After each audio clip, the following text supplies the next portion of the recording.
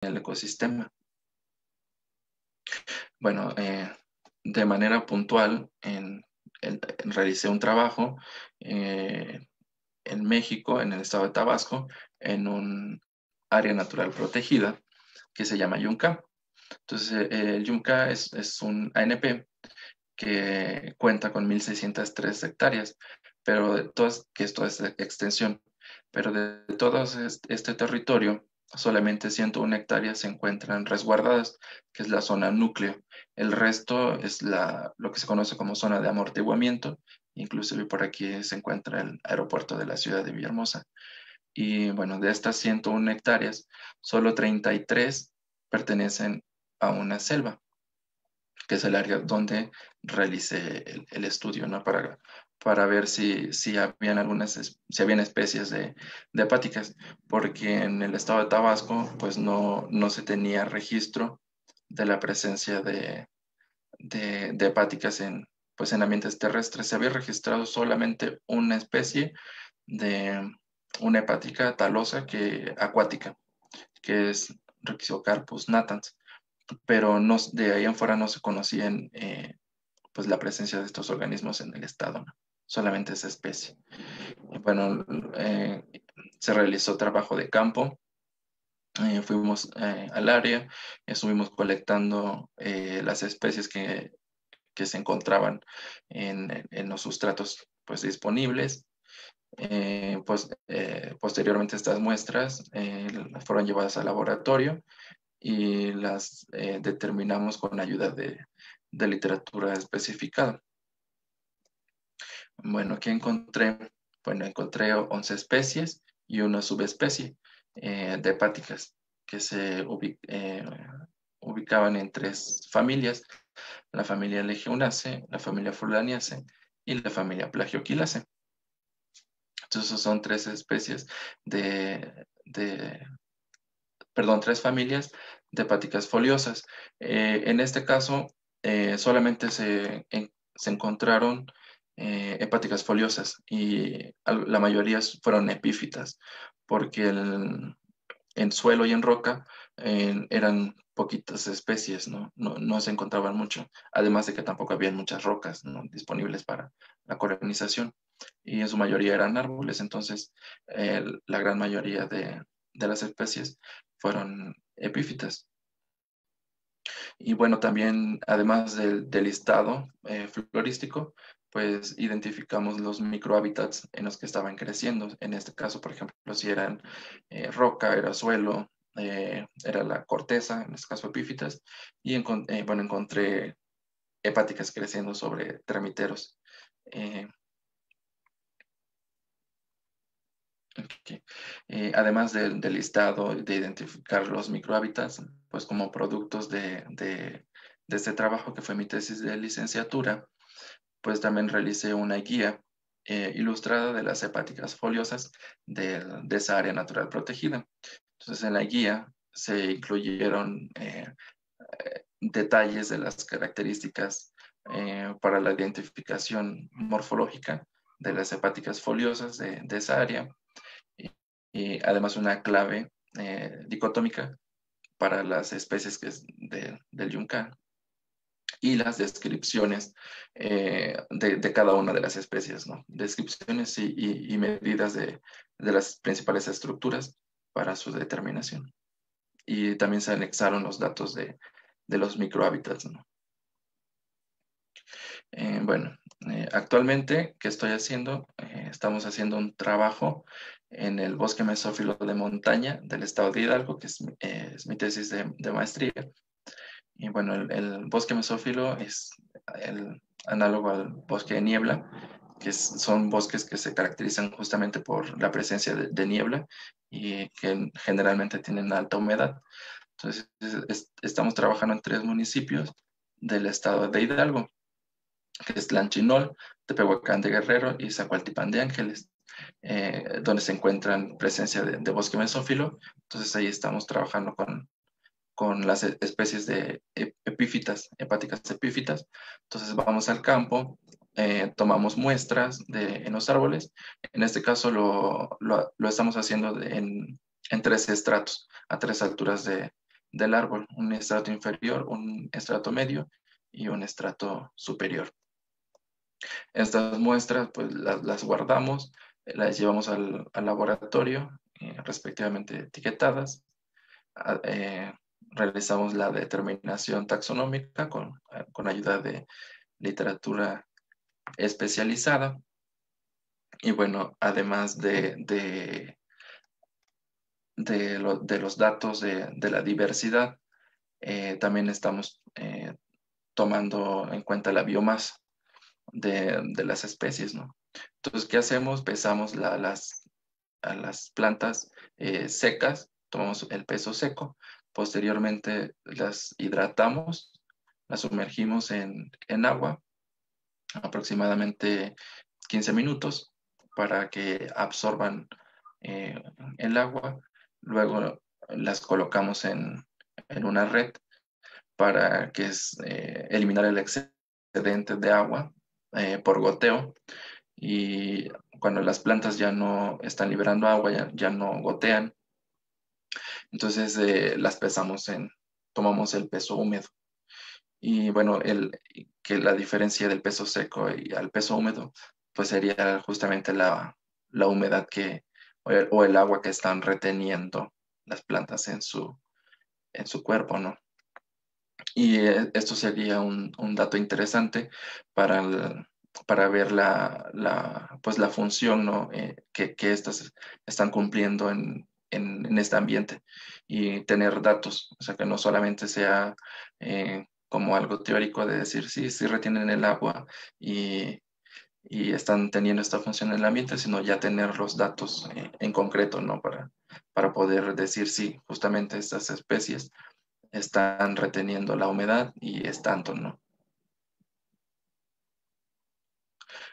Bueno, que estas especies se encuentran pues amenazadas justamente por el cambio climático, por estas variaciones en la temperatura, pero esta no es la principal amenaza. La principal amenaza que enfrentan pues son actividades antropogénicas, que en este caso es la deforestación. Este proceso es el que las está afectando, digamos que en gran medida, porque pues hay un incremento en la pérdida de los bosques. Entonces, esto lleva pues también a la pérdida de especies de árboles, como pérdida de especies de briófitas, ¿no? Por eso es importante realizar estos estudios florísticos y ecológicos, pues para poder conocer qué especies se encuentran presentes en el ambiente y, pues la función, ¿no? que están desarrollando, porque si no conocemos esto o no lo entendemos, pues no podemos dar paso para realizar programas de conservación, ¿no? Si no conocemos lo que tenemos, pues no podemos eh, plantear programas para su conservación. Entonces, ahí radica la importancia, pues, de realizar estos estudios enfocados en estos grupos de plantas, que si bien, como hemos visto, son plantas, pues, muy peculiares y que, pues, a lo largo de su historia de vida han tenido o han enfrentado grandes cambios en el ambiente y han podido adaptarse. Entonces, justamente por eso, o sea, no tengo duda de que van a adaptarse ante las condiciones del cambio climático. Algunas especies no van a poder sobrevivir y adaptarse, pero ante las actividades antropogénicas, ante la deforestación, pues no lo van a hacer, ¿no? Entonces, esa es la parte que nos toca para poder evitar estas eh, eh, pérdidas de hábitat, ¿no? Porque si bien estas especies, ¿no? de briófitas, pues tienen una especie de memoria ambiental. Entonces, digamos de que conforme van enfrentando condiciones adversas, pues ellas van tomando esa información y van eh, creando ciertas estrategias para su adaptación ante las nuevas condiciones ambientales, ¿no? Y pues bueno, muchas gracias. Muchas gracias, Francisco, por tu ponencia. Ha sido muy interesante y pues como dices, ¿no? Es importante estudiar, hacer más estudios al respecto de este grupo de plantas, ya que no puedes proteger algo que no conoces, ¿no? Y justamente agradecemos ese aporte que estás dando con la investigación que has realizado y justamente con esta charla. Ahora pasaremos con las preguntas. Compañero Bernardo García va a leerlas. Bueno, voy a comenzar a ver. La primera pregunta era mía, pero la respondiste en la misma charla. Era sobre las adaptaciones que presentaban las hepáticas para sobrevivir a periodos de desecación. Sí, creo que ya está claro. A menos que no sé si lo puedes recalcar de nuevo para en general mencionarlo como conclusión con respecto a ese tema. Sí, sí. Bueno, en las adaptaciones morfológicas principalmente, pues es la presencia de los lóbulos, ¿no? Para, pues, mantener un poco el agua y, y también estos cuerpos de aceites. Pero también, pues como las hepáticas y en general las virofitas crecen, como podemos ver en la imagen, o sea, crecen pues juntas. Esa también podría ser una de las estrategias que han desarrollado, ¿no? Que a diferencia de las plantas grandes de árboles que crecen un tanto separados, pues estas no, estas crecen juntas y unas con otras pues se protegen, ¿no? Entonces, ante la desecación, lo que hacen es algunas especies, pues como un poco enrollarse, obviamente pierden el agua y lo que hacen es, pues de esa manera se protegen. Al perder el agua, con las hojitas, digamos que las van a unir al cuerpo, ¿no? Pues justamente para evitar de que se sigan desecando, ¿no? Más de lo que deben. Entonces, esa es una de las adaptaciones pues, que han desarrollado o estrategias. Bueno, las plantas pues, más adultas, también al hacer esto de enrollarse y juntarse unas con otras, pues también protegen a los brotes jóvenes, a las plantas jóvenes, de, pues de la desecación extrema, ¿no? Porque, bueno, también olvidé mencionarlo, pero durante este proceso de desecación, de que las plantas reducen su metabolismo, lo detienen, pues no hay crecimiento. Entonces, las plantas jóvenes pues no van a poder crecer, ¿no? Entonces, esto sí podría afectar, o sea, en largos periodos podría afectar en este caso a la biomasa que se produce, ¿no? De estas plantas. Pero bueno, pues han sabido adaptarse y ante condiciones óptimas de humedad, pues nuevamente reanudan, ¿no? Todas sus funciones metabólicas y empieza el crecimiento nuevamente y la producción de biomasa. Genial, muchas gracias. De ahí, Talía Hurtado pregunta si los musgos también pueden crecer en lugares con cierto grado de contaminación. Sí, Porque de hecho, no los había musgos, visto. sí, sí, de hecho los musgos son en general de las briófitas, los que se utilizan más para cuestiones de biorremediación. Sí, las hepáticas casi no, justamente porque son un grupo, bueno, de las briofitas, son de esos tres divisiones, los musgos son los más estudiados y los más conocidos, ¿no? En segundo lugar están las hepáticas, que no son tan conocidas ni tan estudiadas como los musgos. Y por último, los antoceros, que son, si en cierta medida son pocas especies también, igual no están muy estudiados, ¿no? Entonces, por este motivo es que los musgos son los que se emplean principalmente para cuestiones de monitoreo ambiental y también para biorremediación. Ujú. Son los que, por ejemplo, si buscamos un trabajo de monitoreo ambiental con briofitas, pues nos va a aparecer seguramente con musgos, que son de las organismos que se utilizan más de briofitas, ¿no? Ujú. Gracias. De ahí, Cecilia Priego pregunta, ¿qué porcentaje de las hepáticas de México son endémicas? ¿Algunas se encuentran en la NOM? Como tal, endémicas, me parece que no, igual no tengo el dato en concreto, pero de las hepáticas no hay ninguna que se encuentre en las normas mexicanas de protección, sujetas a protección. Si bien en la situación, en este caso de protección de general de briofitas, pues en México, digamos que está, eh, en cierta manera es como preocupante, porque en México se utiliza el musgo para cuestiones de decoración navideña.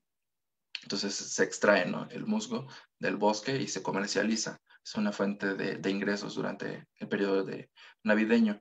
Entonces, las normas mexicanas han regulado en cierta parte o han hecho una norma y protegen simplemente a especies de musgos, que son los que se encuentran en la norma, pero las hepáticas y los antoceros no se encuentran normados, porque tampoco en México no se conoce pues muy bien, digamos, ni la distribución ni las especies de hepáticas.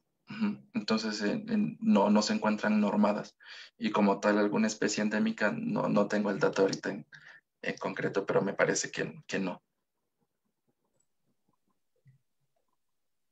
De ahí, Denise pregunta, ¿las hepáticas epífitas mostraban preferencia sobre alguna especie arbórea en particular? No, mira, durante mi trabajo de licenciatura, que en este caso fueron igual con epífitas, no mostraron preferencia hacia alguna especie de árbol, pero pues en cierto modo prefieren crecer sobre cortezas con textura rugosa y con textura lisa. Y pues eso en cierta manera es como que un tanto pues como con tanto lógico, porque en una superficie rugosa tienen como que mayor estabilidad para sujetarse a la corteza que en una corteza lisa. Entonces ahí como que les costaría un poquito más poder adherirse. Ujú. Y en el trabajo que estamos realizando ahorita con las epífitas del bosque mesófilo, eh, no tampoco, porque como tal no estamos como que observando directamente en este caso el forofito, que es el árbol en sí, una especie en sí, sino es en general en el bosque, ¿no? De ahí, Gino Rivera nos dice, excelente charla. Tomando en cuenta las características que tienen estas plantas, siendo resistentes y adaptables, ¿sería necesario un enfoque de conservación por especie o bastaría con mantener el funcionamiento de ecosistemas? Bueno, eh, sería un tanto difícil realizar un programa de conservación para una especie en sí, porque pues como les mencionaba, son grupos no muy estudiados, no muy conocidos, entonces no se tienen también como que muy claros tanto patrones de distribución ni como tal su diversidad, ¿no?, en el ambiente. Pero un programa de conservación en general para, pues para briofitas, pues sí ayudaría tanto hepáticas como musgos, que por ejemplo aquí en México hay campañas de conservación para la no extracción de los musgos, en este caso, pero y que están, digamos que están ligados, no son simplemente, no están enfocados a musgos, sino también a otras especies. Por ejemplo, en la conservación de la mariposa monarca, esos programas, pues también en cierta manera ayudan a los musgos, ¿no? Digamos que esos dos programas se complementan, porque la extracción que se realiza, por ejemplo, en Michoacán, que es en donde se encuentran el santuario de las mariposas monarcas, pues al extraer las capas de musgos, que en este caso son terrestres, las capas de musgos, pues también se llevan semillas de avíes. Entonces, digamos que también se afectan eh, indirectamente pues a estos árboles, ¿no? Y como tal también a las mariposas monarcas. Entonces el programa de conservación de mariposas monarcas y el programa de una extracción de musgos, pues se complementan, ¿no? Para como en un programa de conservación de estas tres especies, ¿no? Y muchas más que se encuentran, pues como que de forma indirecta, ¿no? Pero pues principalmente se toman a esta especie como muy carismática que es la monarca para el programa de conservación. Andrea Lazarinos preguntó también por Facebook si es posible que las briofitas puedan sobrevivir en un mural como parte de un jardín urbano. Sí, sí es posible. De hecho, en algunos países tienen jardines verticales con musgos, con briofitas, pero la cosa sería pues el ambiente, ¿no? En donde estés, dependiendo la ciudad. Porque, por ejemplo, aquí en México, en zonas muy calurosas, pues como que sí sería complicado poder establecer una pared de musgos, ¿no? O de hepáticas, porque pues estarían sometidas pues a la desecación directamente a los rayos del sol, ¿no? Entonces sí sería un poco complicado por la cuestiones de humedad, pero sí se puede. Inclusive bueno, en países europeos hacen como monitoreo ambiental utilizando paneles con musgos. Entonces los colocan en las calles y estos captan los contaminantes y ya luego los retiran después de cierto periodo de tiempo, retiran estos paneles y extraen los contaminantes, ¿no? de las plantas, porque los retienen. Entonces, pues sí, sí se podría establecer paredes de musgos, jardines de musgos. Cecilia Priego, también, bueno, otra pregunta también por Facebook, pregunta si existen estudios de las interacciones de organismos con las hepáticas. Mm, Como tal, estudios enfocados en las interacciones específicas como tal, me parece que no. Si bien, bueno, como mencionaba, es un grupo no muy estudiado en cuanto a la diversidad, entonces en cuestiones ecológicas también, o sea, hay mucho menos información.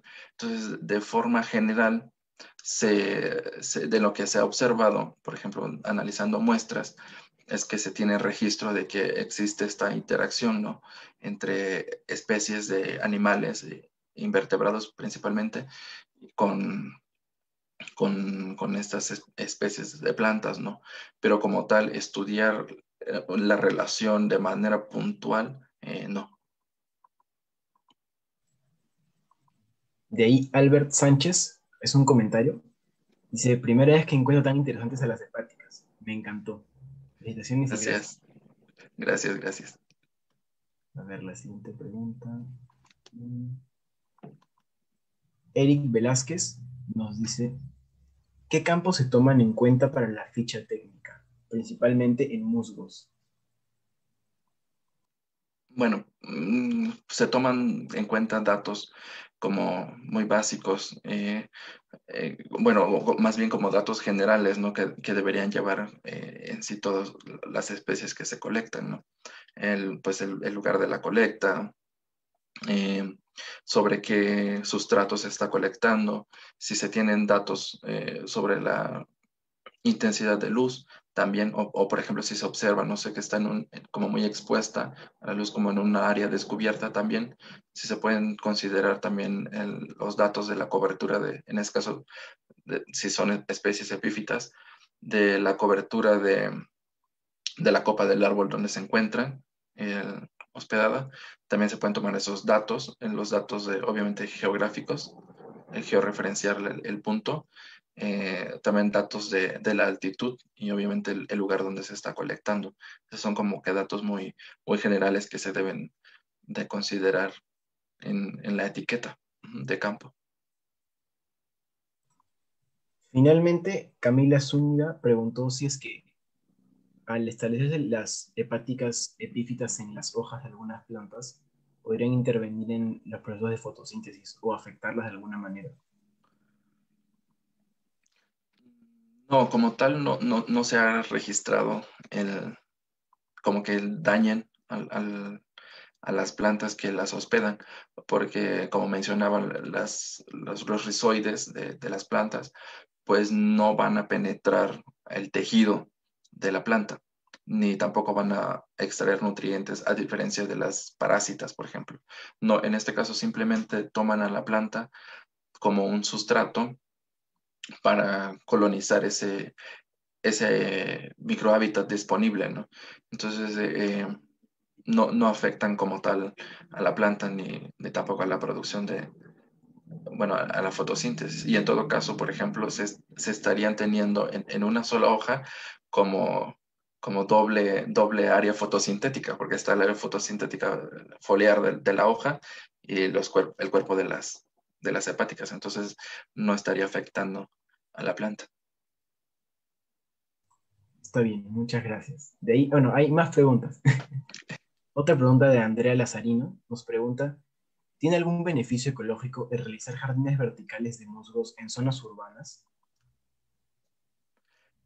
Bueno, si tomamos en cuenta de que en las zonas urbanas no hay mucha vegetación, pues sí, entonces eso tendría un beneficio, pues un tanto ecológico, ¿no? Porque se estarían estableciendo, eh, pues, áreas fotosintéticas que, pues, posteriormente eh, pues estos jardines podrían funcionar como hábitats disponibles para especies de insectos, especies de invertebrados. Inclusive hasta podrían funcionar para algunas especies de aves que utilizan briofitas para construir sus nidos. Entonces sí tendría una, pues un beneficio, ¿no? Y como les mencionaba, también pues capturan contaminantes, en este caso que se encuentran dispersos en el aire, ¿no? Y pues las ciudades son muy contaminadas, ¿no? Entonces, sí ahí tendrían un beneficio. Ujú. Brian Espinosa Prieto tiene una pregunta también y ¿hay reportes de hepáticas en los usos tradicionales en México? Mire, la verdad, en cuestiones de usos tradicionales de hepáticas, no tengo el dato. Justamente, bueno, una de las charlas posteriores es del uso tradicional de las briofitas y hay un artículo que él mencionan, pero la verdad no recuerdo en este momento si mencionan alguna especie de hepática. Ujú. Pero estoy seguro que en la charla que va a dar Enrique, que es los usos tradicionales de briofitas, lo mencionará. En este momento ese dato sí, en concreto no lo tengo. También, bueno, también dicen felicidades por la charla. Gracias. De ahí, Albert Sánchez pregunta, ¿sobrevivirán las briofitas en esas zonas de baja vegetación, ciudades, a pesar de que a pesar de las temperaturas, o necesitarán de modificaciones sustanciales, como sembrar árboles, colocar techos o algo similar? No, sí logran sobrevivir. Pues pues yo digo que son unas super plantas porque pues resisten prácticamente todo. Entonces, por ejemplo, si nosotros salimos a nuestra ciudad y nos detenemos a observar alguna abertura en las banquetas o alguna pared de algún sitio, vamos a ver seguramente briófitas y puede que en épocas muy calurosas o muy secas no sean tan visibles porque se encuentran secas. Entonces, pero en épocas lluviosas, ahí las vamos a ver reverdecer. Entonces, sí, normalmente en ciudades siempre hay pues hay briofitas, ¿no?